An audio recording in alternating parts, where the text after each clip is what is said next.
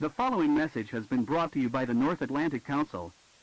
Due to a rapid Russian mobilization at the Ukrainian borders, we are currently testing the emergency alert systems across all members of North Atlantic Treaty Organization. Don't panic and remember, this is a test. But be prepared for a future attack on a member of NATO.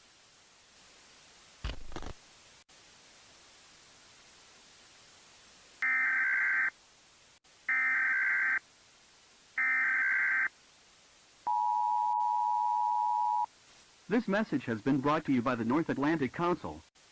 Warning. The Russian Federation has officially declared war on Ukraine. On Thursday morning of February 24th, at 5 a.m., Russian Federation has officially announced a special military operation in Ukraine. But now it should be referred as a declaration of war. Immediately after the declaration, Russian missiles have bombarded Ukrainian territories, including Kiev.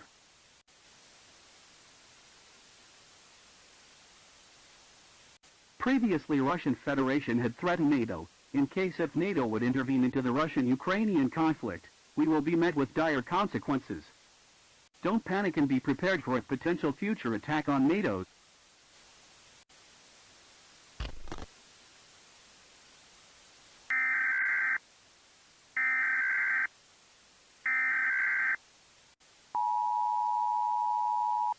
This message has been brought to you by the North Atlantic Council. Warning. Russia have launched a nuclear missile to Kiev. Ukraine capitulates shortly after. On April 2nd at 10 a.m., Russian government have made a desperate move to send a nuclear missile into Kiev after a week of no progress. A few of them have been successfully destroyed in the air, but some of them have hit the target. Estimated number of deaths are around 2 million. Much of infrastructure have been destroyed. The estimated radius of radiation around Kiev is 20 kilometers. In the next few days it's expected it would spread further to the radius of 40 kilometers. At 10:04 a.m., Ukrainian government has capitulated.